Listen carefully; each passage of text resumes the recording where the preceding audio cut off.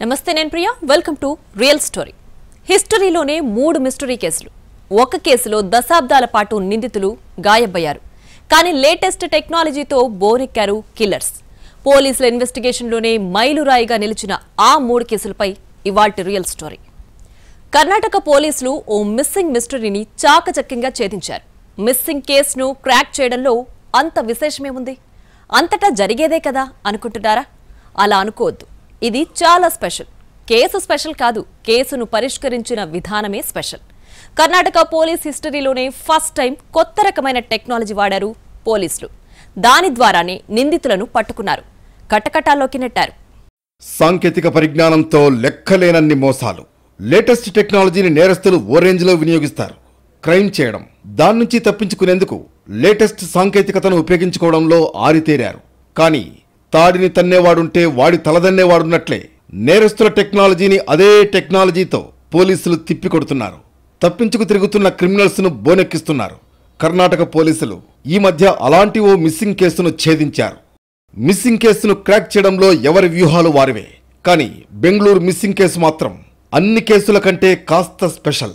Case special కాదు, కేసును పరిష్కరించిన విధానమే వెరీ వెరీ స్పెషల్.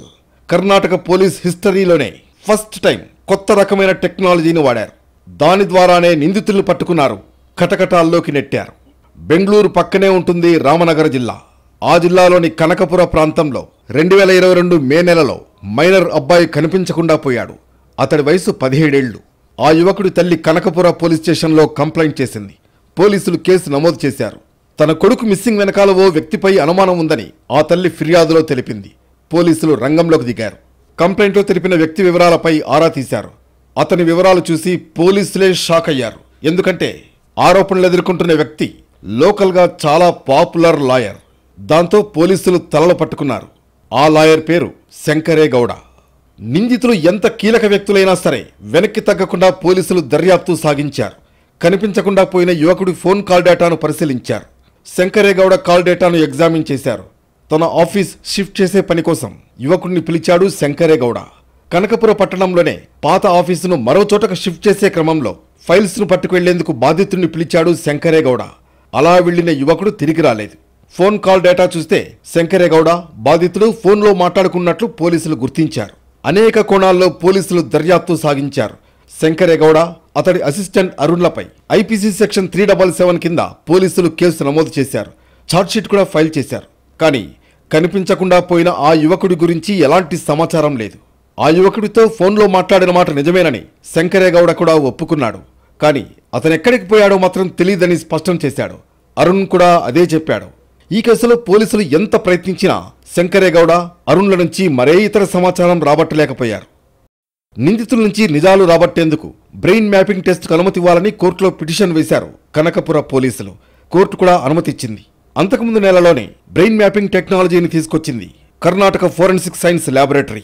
కర్ణాటకలో ఫస్ట్ టైం ఓ కేసులో నిందితులకు బ్రెయిన్ మ్యాపింగ్ చేయబోతున్నారన్న వార్త రాష్ట్రంలో హాట్ టాపిక్ అయింది. శంకరే గౌడకు బ్రెయిన్ మ్యాపింగ్ విధానంలో తలకు సెన్సర్లు అమర్చిన నిపుణులు డాక్టర్ల సహాయంతో పరీక్ష చేశారు. శంకరే గౌడను కంప్యూటర్ స్క్రీన్ ముందు కూర్చోబెట్టి కేసు గురించి కొన్ని చిత్రాలు, పదాలను చూపడం ద్వారా అతని మెదడు కదలికలు, ఆలోచనలు బయటకొచ్చాయి. సేకరించిన సమాచారాన్ని విశ్లేషించారు. అప్పుడు దిగ్భ్రాంతి కలిగించే విషయాలు బయటకొచ్చాయి. శంకరే గౌడ, అరుణ్లు కలిసి యువకుడిని చంపేశారు. 17 ఏళ్ల మైనర్ని ఓ పేరు మోసిన లాయర్ చంపడమేంటి? ఎందుకు చంపాడు, ఎలా చంపాడన్నది మరో మిస్టరీ. కనకపుర పట్టణంలో లాయర్గా బాగా పాపులర్ అయిన శంకరే గౌడ ఓ గే. అతడి సెక్సువల్ పార్ట్నర్ అరుణ్. తమ దగ్గర పనికొచ్చిన మైనర్ అబ్బాయిపై వీరి కళ్ళు పడ్డాయి. అతడితో శృంగారం చేయాలనుకున్నారు. కూల్ డ్రింక్లో మత్తుమందు కలిపి అతడితో తాగించారు. అతడు మత్తులోకి జారుకున్న తర్వాత అతనిపై అసహజ రీతిలో లైంగిక దాడికి పాల్పడ్డారు. ఇదంతా జరిగాక మత్తు నుంచి తేరుకున్నాడు బాధితుడు. అతనెక్కడ పోలీసులకు కంప్లైంట్ చేస్తాడో, తమ బండారమంతా ఎక్కడ బయటపడుతుందోనని భయపడ్డ శంకరే గౌడ అరుణ్తో కలిసి గొంతునులిమి యువకుణ్ణి చంపేశారు. తర్వాత ఓ చెరువులో మృతదేహాన్ని పడేశారు. మర్డర్ కేసు నమోదు చేసి కోర్టుకు నివేదిక సమర్పించారు పోలీసులు. బ్రెయిన్ మ్యాపింగ్ మిస్సింగ్ మిస్టరీని ఛేదించింది. నిందితులతో నిజాలు కక్కించింది. కనపడకుండా పోయిన తమ కుమారుడు ఎక్కడున్నాడో, ఏమైపోయాడోనన్న తల్లిదండ్రుల సుదీర్ఘ అన్వేషణ చివరికి విషాదంగా ముగిసింది. బ్రెయిన్ మ్యాపింగ్ టెక్నాలజీతో పోలీసులు కేసును పరిష్కరించకపోతే అసలు ఏమయ్యాడో ఏంటోనన్న దిగులు వెంటాడేది. చేదు నిజమైనా, నిజంగా చేదుగా ఉన్న నిజమైతే తెలిసింది. బ్రెయిన్ మ్యాపింగ్ టెక్నాలజీ వినియోగించి మిస్సింగ్ మిస్టరీని ఛేదించిన పోలీసుల పనితీరును అందరూ అభినందించారు. ఏ కేసు పరిష్కారం కావాలన్నా, నిందితులు బోనెక్కాలన్నా ఆధారాలుండాలి. లేదంటే నేరస్తులైనా ముందే నిజం ఒప్పుకోవాలి. ఈ రెండు జరగకపోతే కేసు ముందుకు పోదు, బాధితులకు న్యాయం జరగదు. ఉమ్మడి కరీంనగర్ జిల్లా బీర్పూర్లోనూ సరిగ్గా ఇలాంటి కేసే 1.25 లక్ష చిక్కుముడలతో పోలీసులకు చుక్కలు చూపించింది. చివరికి ఒక ఐడియా కేసు అతి గతిని మార్చేసింది. ఉమ్మడి కరీంనగర్ జిల్లాలో ఒక అంతు చిక్కని కేసును పోలీసులు చాలా తెలివిగా పరిష్కరించారు. గుర్తు తెలియని మృతదేహం ఎవరిదో నూతన సాంకేతిక పరిజ్ఞానం సాయంతో కనుగొన్నారు. చెబుతున్న మాటలకు, చూస్తున్న చూపులకు, లయబద్ధంగా లేని గుండె చప్పుడుకు, చేస్తున్న బాసలకు, ఆడుతున్న శ్వాసకు ఎక్కడో ఏదో తేడా కొడుతోందని పసిగట్టారు. ఆ తేడాకు అటూ ఇటూ కారణాలు వెతికారు. కారకులు వారేనని తేల్చి శభాష్ అనిపించుకున్నారు. 2024 జూన్ 4న జగిత్యాల జిల్లా బీర్పూర్లో ఓ గుర్తు తెలియని మృతదేహం కలకలం రేపింది. బీర్పూర్ సమీపంలోని రోళ్లవాగు దగ్గర సగానికి పైగా కాలిన మగ వ్యక్తి శవాన్ని చూసిన గ్రామస్తులు షాక్ అయ్యారు. గుర్తుపట్టడానికి వీల్లేనంతగా డెడ్ బాడీ ఉండడంతో ఎవరితను, ఎక్కడివాడు, మా ఊరి వ్యక్తేనా, ఎలా చనిపోయాడు అంటూ కంగారు పడ్డారు. వెంటనే పోలీసులకు సమాచారం ఇచ్చారు. గుర్తు తెలియని డెడ్ బాడీ దగ్గర ఎలాంటి ఆనవాళ్లు లేవు. చనిపోయిన వ్యక్తి ఐడి కార్డ్స్ గాని, చంపిన వారి ఆధారాలు కానీ పోలీసులకు చిక్కలేదు. ఒక్క క్లూ కూడా దొరకలేదు. దీంతో సమీప పోలీస్ స్టేషన్ల పరిధిలో మిస్సింగ్ కేసులు ఏమైనా ఉన్నాయా, ఎవరైనా కనిపించడం లేదనే సమాచారం ఉందా అనే కోణంలో ఎంక్వైరీ స్టార్ట్ చేశారు. కానీ ఫలితం లేకుండా పోయింది. మరోవైపు అన్ని గ్రామాలకు సమాచారం ఇచ్చారు. ఇంతలో మండలంలోని నరసింహులపల్లి గ్రామానికి చెందిన వ్యక్తిగా అనుమానం వ్యక్తం చేశారు శవాన్ని చూసిన కొందరు. దీంతో ఎలాంటి క్లూ లేకుండా సాగుతున్న విచారణలో ఒక్కసారిగా బ్రేక్ త్రూ వచ్చినట్లయింది. వెంటనే పోలీసులు అతడి కుటుంబ సభ్యుల్ని పిలిపించి మృతదేహాన్ని చూపించారు. శవాన్ని యగాదిగా చూసి, చాచా ఆ మృతదేహం తన భర్తది కాదని తల్లి అంటే, నాన్నకు సంబంధించిన పోలికలే లేవని కొడుకు చెప్పాడు. దీంతో బ్రేక్ త్రూ వచ్చిందనుకుంటే మళ్లీ బ్రేక్ పడినట్లయింది. విషయం మళ్లీ మొదటికొచ్చింది. ఎవరిది గుర్తు తెలియని మృతదేహం అన్న విచారణ కొలిక్కి రాలేదు. విచారణలో అడుగు కూడా ముందుకు కదలకపోవడం సవాల్గా మారింది పోలీసులకు. విచారణాధికారి మనసులో మెదిలిన ఓ ఆలోచన కేసులో పురోగతిని సాధించేలా చేసింది. ఎక్కువ కాలం మృతదేహాన్ని ఉంచలేరు కాబట్టి ఆ శవానికి అంత్యక్రియలు నిర్వహించారు. కానీ అంతిమ సంస్కారాలకు ముందు వైద్యుల సలహాతో మృతుడి శరీరంలో నుంచి ఓ ఎముకను తీసి భద్రపరిచారు. అక్కడితో ఆగితే కేసు క్లోజ్ అయ్యేదే.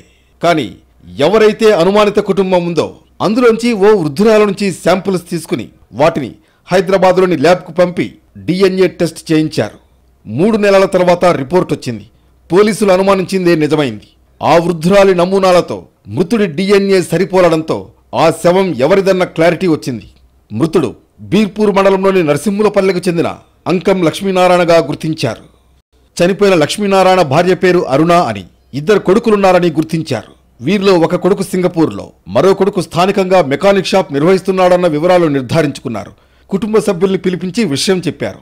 అవునా, ఆ డెడ్ బాడీ తన భర్తదేనా అని భార్య అరుణంది. కనిపించకుండా పోయిన మా నాన్నదేనా ఆ మృతదేహం అంటూ కొడుకు కూడా నిట్టూర్చాడు. దీంతో ఆ అన్నోన్ డెడ్ బాడీ ఎవరిదో క్లారిటీ వచ్చింది. ఇక అతన్ని ఎవరు చంపారన్న యాంగిల్లో ఇన్వెస్టిగేషన్ మొదలైంది. లక్ష్మీనారాయణకు ఎవరితోనూ పెద్దగా గొడవల్లేవు. వివాదాస్పద వ్యక్తి అంతకంటే కాదు. అలాంటి వ్యక్తిని ఎవరు హత్య చేశారు, ఆధారాలు మాయం చేసేందుకు పెట్రోల్ పోసి ఎందుకు కాల్చారు అనేది సస్పెన్స్గా మారింది. ఎవరిపైనైనా అనుమానం ఉందా అని అరుణ, సాయి కుమార్లను అడిగారు. అయితే అనుమానాలు లేవని చెప్పారు. హంతకులెవరో తేల్చడాన్ని సవాల్గా తీసుకున్నారు పోలీసులు. లక్ష్మీనారాయణ భార్య అరుణ, కొడుకు సాయి కుమార్లను విచారిస్తున్న క్రమంలో వారిపై అనుమానం కలిగింది పోలీసులకు. లక్ష్మీనారాయణ మరణం గురించి తెలిసిన తర్వాత వారిలో ఎలాంటి బాధ, భావోద్వేగం కనిపించలేదు. మొక్కుబడిగా సమాధానాలు చెప్పారు. సంప్రదాయం ప్రకారం చేయాల్సిన కార్యక్రమాలు చేయలేదు. ఊరందరూ గుర్తుపట్టినా వీరు మాత్రం కాదన్నారు. అతడు కనిపించకుండా పోయినప్పటికీ పోలీస్ ఫిర్యాదు కూడా ఇవ్వలేదు. దీంతో అనుమానం మరింత బలపడింది. పలుమార్లు పోలీస్ స్టేషన్కు పిలిపించి విచారణ చేసినా తమకేమీ తెలీదు అంటూ ఒకటే డైలాగ్ దృశ్యం సినిమా తరహాలో చెప్పారు తల్లి కొడుకులు. అరుణ, సాయి కుమార్లు డ్రామాలాడుతున్నారని గ్రహించి ప్లాన్ చేంజ్ చేశారు కాప్స్. కొంతకాలం వెయిట్ చేసి వారి కదలికలపై కన్నేసి ఉంచారు. తిరిగి తమదైన శైలిలో వారిని విచారణ చేయడం ప్రారంభించారు. అయినా నటనలో ఆస్కార్ లెవెల్కి చేరిన ఆ తల్లి కొడుకు నుంచి పాత సమాధానమే వచ్చింది. దీంతో ఇన్వెస్టిగేషన్ రూట్ మార్చారు. కొత్త పద్ధతిలో ట్రై చేశారు. పాలీగ్రాఫ్, అంటే లై డిటెక్టర్ టెస్ట్ చేశారు. హైదరాబాద్లో అందుబాటులో ఉన్న అధునాతన సాంకేతిక పరిజ్ఞానం లై డిటెక్టర్ టెస్ట్కు మృతుడి కుమారుడు అంకం సాయి కుమార్, భార్య అంకం అరుణను పంపారు. నిపుణుల పర్యవేక్షణలో కోర్టు కండిషన్ల ప్రకారం లై డిటెక్టర్ పరీక్ష నిర్వహించారు. 1కి 2 సార్లు టెస్ట్ ఫలితాలను సరిచూసుకున్నారు. వారి గతం, వారు మాట్లాడిన తీరు, లై డిటెక్టర్ టెక్నికల్ ఎనాలిసిస్లను పరిశీలించారు. ఆ టెస్ట్ ఫలితాల ద్వారా అంకం లక్ష్మీనారాయణను హత్య చేసింది వారేనని నిర్ధారించారు. అవును, చంపింది తల్లి కొడుకే. ఎలాంటి ఆధారాలు దొరకకుండా ఆ డెడ్ బాడీని పెట్రోల్ పోసి నిప్పంటించింది వారే. అన్నీ తెలిసినా ఆ మృతదేహం తన భర్తదే అయినా కాదన్నది భార్యే. ఆ శవం తండ్రిదేనని తెలిసినా కాదన్నది కొడుకే. మొత్తానికి చంపింది అమ్మా కొడుకే. బూటకపు మాటలు చెప్పింది వీరే. ఊరి జనాన్ని, పోలీసుల్ని ఏమార్చింది వీరే. Lie detector test హంతకులను పట్టించింది. గుర్తు తెలియని మృతదేహం ఎవరిదో తేలింది. ఎవరు చంపారో తేలింది. ఇక తేలాల్సిన 3వ అంశం, ఎందుకు చంపారు? కన్న తండ్రిని కొడుకు ఎందుకు చంపాడు? భార్య ఏం చేస్తోందన్న దానిపై దృష్టి పెట్టిన పోలీసులకు షాకింగ్ విషయాలు చాలా తెలిసాయి. లక్ష్మీనారాయణకు భార్య, 2 కొడుకులు. ఒక కొడుకు పని కోసం సింగపూర్ వెళ్ళాడు. చిన్న కొడుకు సాయి కుమార్ బీర్పూర్లోనే బైక్ మెకానిక్గా పనిచేస్తున్నాడు. లక్ష్మీనారాయణ విపరీతంగా మద్యం సేవించేవాడు. తాగొచ్చి ఇంట్లో గొడవ చేసేవాడు. పనికి వెళ్లకుండా ప్రతిరోజు కుటుంబ సభ్యుల్ని ఇబ్బంది పెట్టేవాడు. దీంతో ఇంట్లో నిత్యం కొట్లాటలు జరిగేవి. ఒకరోజు మద్యం తాగుదామని తండ్రికి చెప్పాడు సాయి కుమార్. బీర్పూర్లోనే మద్యం కొనుగోలు చేసి రోళ్లవాగు దగ్గరకు తీసుకువెళ్లి ఫుల్లుగా మద్యం తాగించాడు. అక్కడ తండ్రి కొడుక్కి గొడవైంది. దీంతో నువ్విక మారవా అంటూ తండ్రిపై దాడి చేశాడు సాయి కుమార్. క్షణికావేశంలో గొంతు నులిమి చంపేశాడు. తండ్రిని చంపేసినట్లు ఇంటికొచ్చి తల్లికి చెప్పాడు సాయి కుమార్. దీంతో షాక్ అయిన తల్లి ఎలాగైనా ఈ కేసు నుంచి కొడుకును తప్పించాలని భావించింది. మృతదేహాన్ని దహనం చేస్తే ఎలాంటి ఆనవాళ్లు దొరకవని, ఎక్కడికో వెళ్లిపోయాడని చెప్పుకోవచ్చని అనుకున్నారు. అనుకున్నట్లే శవాన్ని గడ్డితో కప్పి పెట్రోల్ పోసి నిప్పంటించారు. విచారణలో నిందితులు ఈ విషయాలన్నీ చెప్పారన్నారు పోలీసులు. మిస్సింగ్ అయిన టైంలో ఎవరైతే ఉన్నారో అదే టైంలో మేము వాళ్ళని కూడా పిలిచి చూపెట్టడం జరిగింది. వాళ్ళు గుర్తుపట్టినా కానీ గుర్తుపట్టినట్టు ఆ డెడ్ బాడీ మాది కాదన్నట్టు వెళ్ళిపోవడం జరిగింది. సో దాని మీద అనుమానంతో మేము వాళ్ళని పిలిచి విచారించినప్పుడు వాళ్ళు మాకేం తెలియదు, మాకు అసలు ఆ డెడ్ బాడీ మాది కాదనే కానీ డినై చేయడం జరిగింది. దాంట్లో మేము అనుమానం వచ్చి వాళ్ళ ఎవరైతే మృతుడు లక్ష్మీనారాయణ ఉండో వాళ్ళ భార్యని, వాళ్ళ కొడుకు 2వ కొడుకు అయినటువంటి సాయి కుమార్ ఇద్దరిని కూడా మేము ఎఫ్ఎస్ఎల్కి పంపి పాలిగ్రాఫ్ టెస్ట్ చేయించడం జరిగింది. టెస్ట్ రిజల్ట్స్ని బేస్ చేసుకొని మేము మళ్ళీ ఒకసారి విచారించినప్పుడు ఆ కుటుంబ కలహాలతోటి చిన్న కొడుకు చంపిన తర్వాత, గొంతు నులిమి చంపిన తర్వాత అతన్ని అక్కడ రోడ్లవాగుపోయే రోడ్లో ఉన్న పొలంలో గడ్డి తోటి కప్పేసి పెట్రోల్ పోసి కాల్చడం జరిగింది.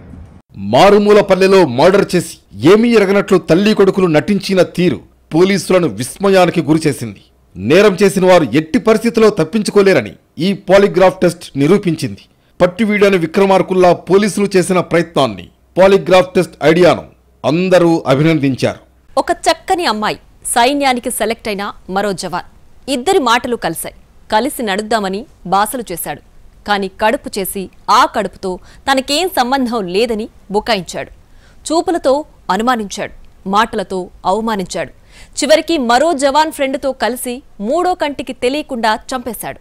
పేరు, ఊరు, వేషం మార్చి 19 ఏళ్లు ప్రశాంతంగా గడిపాడు.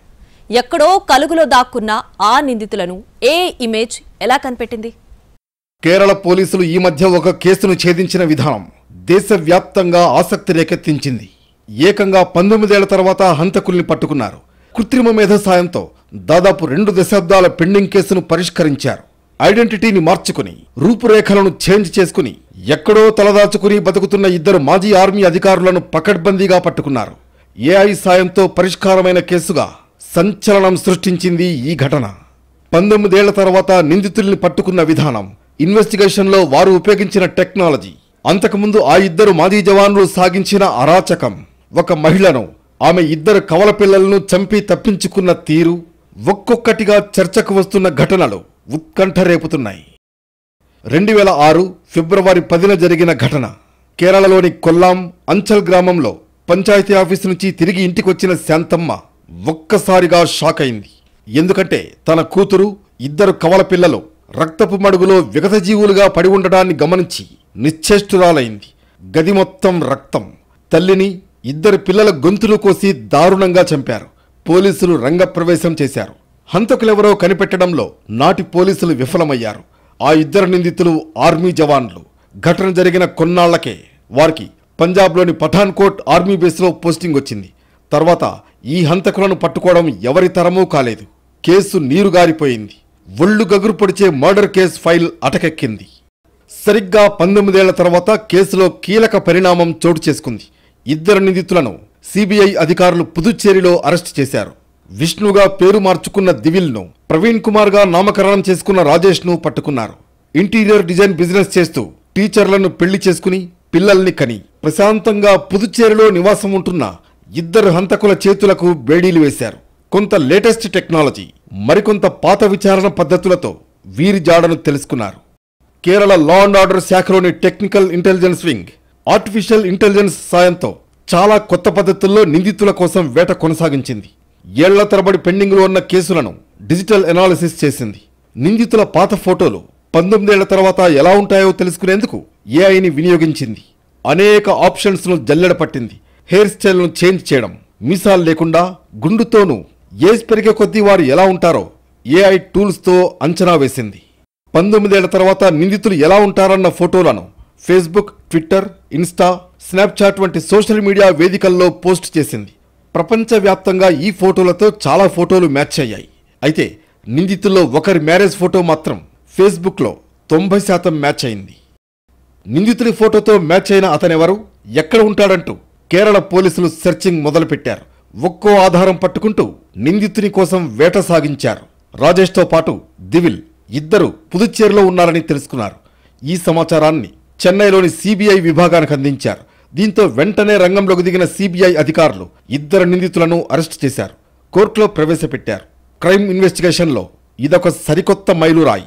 19 ఏళ్ల పాటు పెండింగ్లో ఉన్న కేసును పరిష్కరించడం మామూలు విషయం కాదు. ఘోరానికి పాల్పడి ఆర్మీలో ఉద్యోగం కూడా పొంది మరో ప్రాంతంలో పేర్లు, అవతారం మార్చుకుని ఓ మూలన నక్కిన నిందితుల్ని అరెస్ట్ చేయడం చాలా గొప్ప విషయం. మున్ముందు క్రైమ్ ఇన్వెస్టిగేషన్లకు ఇదొక కేస్ స్టడీ.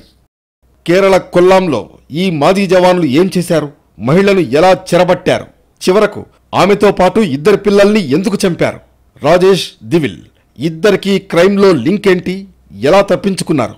ఈ ప్రశ్నలన్నీ ఉత్కంఠ రేపే అంశాలు. ఒక వృద్ధ మహిళ అలుపెరగని న్యాయ పోరాటం చేసింది. చివరికి ఆమె విజయం సాధించింది. ఇద్దరు నిందితుల క్రైమ్ కహానీ అలాంటిలాంటిది కాదు.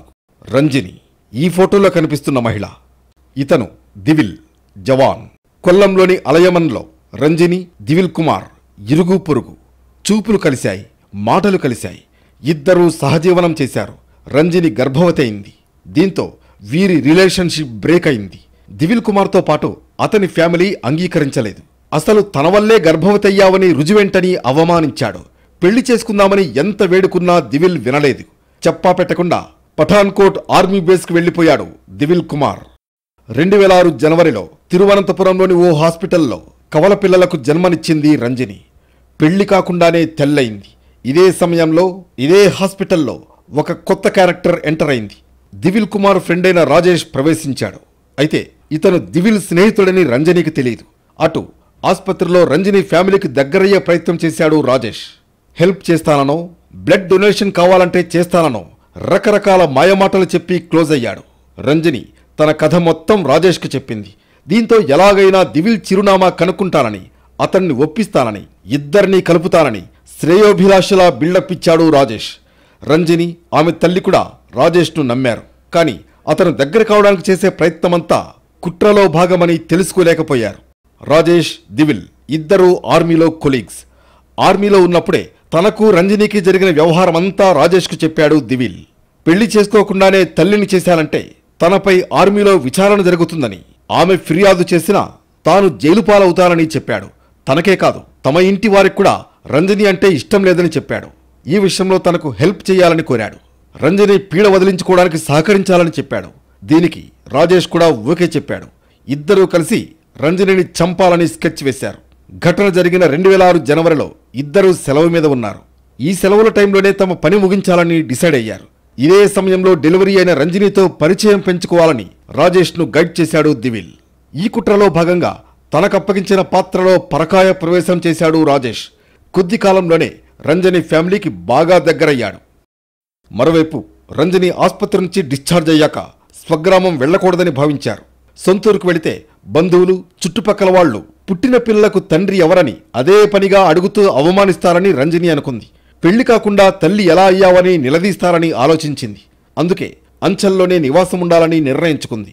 అంచల్లో అద్దె ఇల్లు చూసి పెట్టడంలో రంజనికి హెల్ప్ చేశాడు రాజేష్.